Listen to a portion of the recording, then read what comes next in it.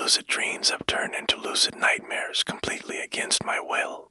Not nowhere else to write about this other than my dream journal, so here it goes. I'll probably post this entry verbatim to see if anyone else has gone through this. For anyone who doesn't know, let me give you a quick intro to lucid dreaming.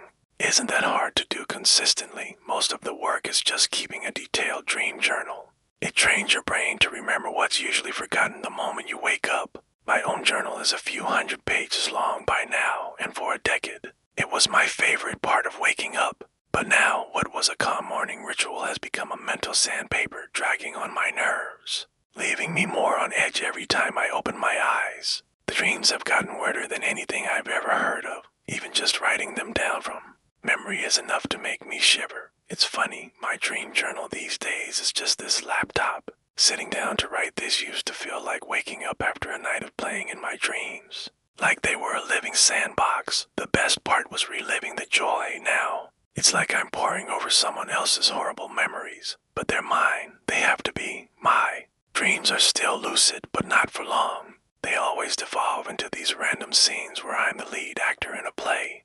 I haven't been given the script. One moment, I'm standing in front of a massive crowd waiting for me to give a speech. I've never given a speech in my life. The next, I'm trudging through a swamp, my legs as heavy as anvils, dragging them through the thick mud. The holes my feet leave behind squelch as water rushes in to fill them. In both these scenarios, I don't know where I'm going or how I got there, but I'm certain it's all as real as my waking life. It's vitally important that I don't get it wrong, whatever it is. If I'm moving, it's always away from something I can't even fathom toward a destination I'm not sure of. These dreams, even the brief ones that are just images and feelings, leave me with this horrible sense of longing, sorrow, like I was doing something incredibly important and was pulled away just before I could finish. This wouldn't be so bad, but there's something consistent now. At the end of every single dream, I see a man in a long brown jacket, with his hair covering his face. It doesn't matter if the wind is blowing, or if it's hot enough to burn my skin, he's always wearing that long jacket, his mangy brown hair hiding his face. He might not even be a man, but his hands are white, bony, and covered with hair. Just like my uncle, who I haven't spoken to since I was a kid. He hasn't crossed my mind since I moved into my apartment. I haven't thought about any of my family since I got here. But it can't be my uncle. My uncle's dead. My only memory of him is a Polaroid I keep tucked in my physical dream journal from around the last time my family got together. The last time my family got together, for some reason even that memory seems to be split into as I try to recall it. I can see a fire pit surrounded by white plastic chairs in some public forest. My dad is grilling brats and hamburgers, while my extended family talks about local legends around the fire. We used to come to this library all the time, the one I'm writing in right now. It's always been my favorite place to write, even more than my own bedroom. I took a quick drive here to clear my mind, but I feel more foggy than ever. This library, it doesn't feel or look like the one I remember. I need to leave. There's only a few minutes left before this party I have to get to, and I just know everyone will be mad if I'm not on time.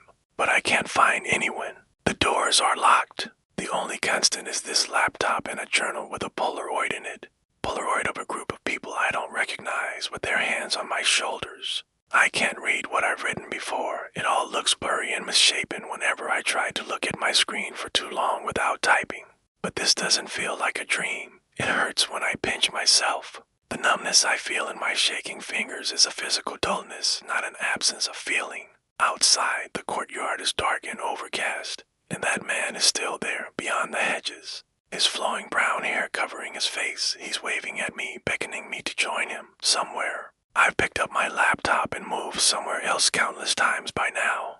There's always a place to sit and write. The letters appearing on my screen are my only respite from the man in the brown coat, and the emptiness of the field around me. Was it always this overcast? Has it always been raining? I feel like I'm dying, but I'm not. At least I don't think I am. I don't know whether to give up or not.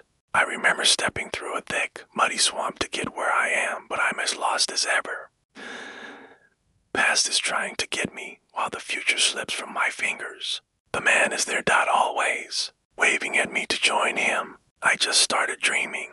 I've been here forever, My skin is sloughing off my arms as I wade through open air in a home I've never been in before. I'm running in a body that feels alien down a highway that can't possibly exist. Yet there's always a laptop, always a dream journal, always a Polaroid, or is there?